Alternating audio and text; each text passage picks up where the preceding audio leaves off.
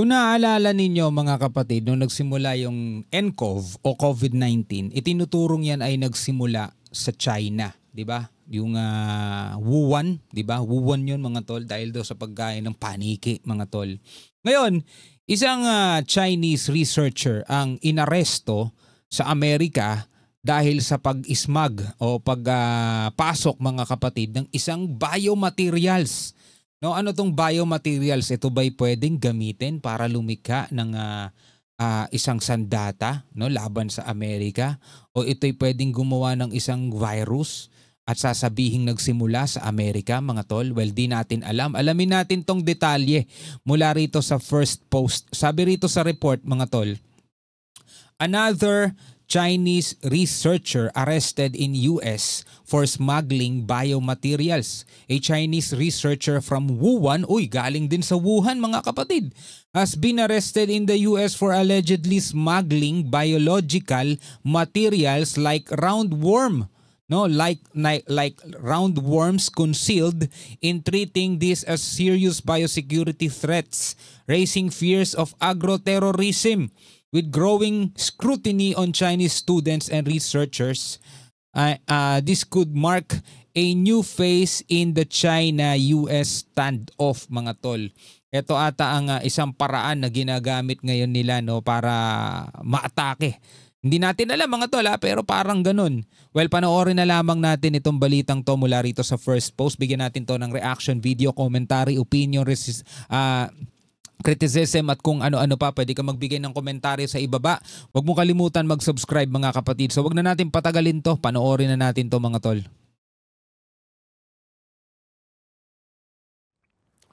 There is a new scare emerging from the United States. America is confronting a new threat. It involves Chinese researchers and potentially dangerous biological materials. Galing Wuhan, no? Wuhan, kung saan nagmula yung COVID-19. In 1 week, there have been 2 arrests. The latest case was reported just yesterday. A Chinese researcher was arrested in Detroit. She is from Wuhan. The researcher is from Wuhan. And yes, it is the same city where the pandemic began in 2019. Wuhan is back in the headlines now, this time because of a researcher.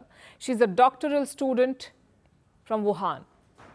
So Doctor student pa. What brought her to the US? A 2-year-long research project.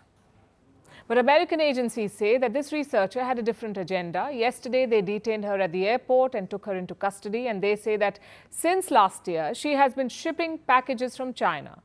These packages had quote-unquote biological materials. At least 4 shipments were made in the past. And yesterday, authorities intercepted a similar package. It was concealed between the pages of her books. So what was she bringing in? Ang tanong, ito ba ay alam ng CCP o ng gobyerno ng China? Well, sa isang report mula sa Fox News, wala daw pumapasok o lumalabas ng China na hindi alam ng kanilang gobyerno. Highly surveillance daw mga tol, lahat ng mga bagay doon. Highly surveillance. So alam ng kanilang gobyerno ang lahat ng pumapasok at lumalabas ng kanilang bansa. Kaya malabo daw, sabing ganun sa isang report sa Fox News, na hindi ito alam ng CCP. So tingin nyo ba ninyo ito ay may kinalaman sa labanan ng away ng Amerika at China? No? Ano sa tingin ninyo? What was the shipment? It had roundworms. Roundworms. Which may sound like a harmless thing, but they can cause serious damage. They can damage crops and disrupt entire ecosystems. Also, you cannot carry these around in the US. You need a permit to bring them in. But this Chinese researcher did not have the permit. What's worse, when local authorities questioned her, she lied. That's what American agencies are saying, that she was lying. And this is not an isolated incident. Last week, 2 more researchers were charged. 2 more Chinese researchers. Chinese. Ito kasi yung kaduda-duda eh. Ito yung kaduda-duda. Kasi sa dami-dami ng bansa na magpapasok dito na sa Amerika na mga ganitong klaseng biological materials, mga tol, Chinese pa. Alam naman natin mga tol, ang problema ngayon ng China at saka ng Amerika, di ba? Tapos bukod sa Chinese pa, ito'y galing pa sa Wuhan, kung saan nagsimula mga tol ang 2019 pandemic o yung nCoV na tinawag din later on na COVID-19. Kaya nga 19 eh. COVID-19 kasi nagsimula talaga yung 2019. So doon pa nanggaling no sa Wuhan. Tapos researcher pa 'to. 'Di ba? May kinalaman sa mga ganitong mga bagay. Ipinasok nila sa Amerika. Tapos nung question, nagsinungaling pa. So ano pa ba ang pwede mo pang isipin tungkol diyan? 'Di ba? They too were linked to the smuggling of biological materials. And what did they bring in? A potentially toxic fungus. Fungus naman ngayon. Etong nakaraan. And this was shipped from China. One researcher has been arrested. Reports say she is linked to the Communist Party. Her accomplice is back in China. The U.S. Attorney's Office is looking into the case now. And they have made some serious allegations. Their statement describes the fungus, and I'm quoting, as a potential agro-terrorism weapon. Agro-terrorism. So ang babakbakan nila yung agriculture siguro ng Amerika, no? Yun siguro yung target. One that can cause billions of dollars in economic losses. Ekonomiya. Fusarium graminearum is a worldwide distributed pathogen. It infects wheat and corn and other crops. And it does have the potential to produce toxins, mycotoxins, that can impact the feed quality. These incidents have alarmed American agencies, from the FBI to customs and border officials. They're all part of the investigation.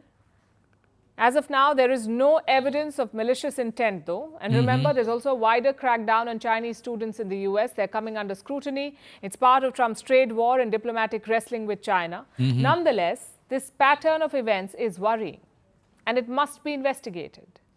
Why are Chinese researchers smuggling biological materials into the U.S.? The FBI has also raised this. The FBI chief, his name is Kash Patel. This is what he said, and I'm quoting.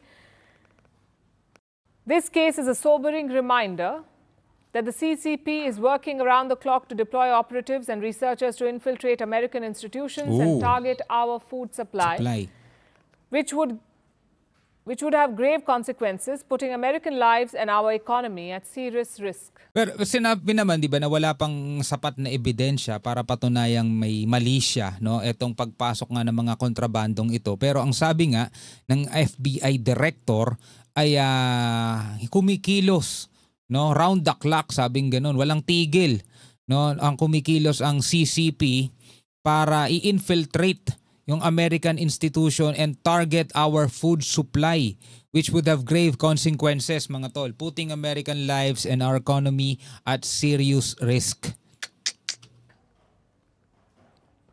So we have undeclared and concealed specimens smuggled across borders and packaged as research. If the pandemic has taught us anything, it is this. New health risks may not just come from nature. They are more likely to emerge in a laboratory. Totoo, di ba? Even with the Wuhan virus, the lab leak theory remains unproven, but it has not been dismissed either. And that's because China has blocked access and refused to share evidence. So we may never really know. But here's what we do. Biological threats move silently, without warning. They may be carried in suitcases, in small vials, even between the pages of a book. And this is not fiction. This is the reality of our world. Yeah. The US is raising its guard against these risks. Yeah. The rest of the world may want to do the same. Tama, rest of the world may want to do the same. Kahit dito sa atin, sa Pilipinas, mga tol, dapat talaga mas maging maingat. Kasi imagine mo kung hindi ito nahuli o kung hindi ito na sabat ng US, mga tol, ano ang pwedeng maging epekto niyan o ano kaya ang pwedeng mangyari? Maipakalat, for example, sa ekonomiya, sa food security, di ba yung kanilang ano doon, kanilang mga pinagkukunan ng mga pagkain nila, di ba? Pwedeng isang matinding, kasi ang mga kapatid sa panahon ngayon di ba, hindi na basta missile army ang ginagamit na sa isang labanan. 'Di ba? Computer sa pamamagitan ng mga virus, pag-atake sa mga cyber attack, mga ganun. At isa na rin 'to, itong mga biological weapon na kung tawagin, isang biological materials, roundworm at saka yung fungus, 'di ba? Na pwedeng magdulot nga ng sakit na kung sino man na makakatatamaan nitong bagay na 'to. At ito hindi nga basta-basta minsan ang gagaling lang sa nature. galing sa laboratorio, katulad na lang halimbawa nitong COVID-19. Though hindi pa napapatunayan, pero hindi pa rin naman daw yan nadidismiss. Dahil nga binablock din ng China ang access para malaman kung ano ang katotohanan sa likod ng ng COVID-19 niya, na talagang alam mo yon, nagpaano sa ating daigdig, nagpahinto ng ilang taon.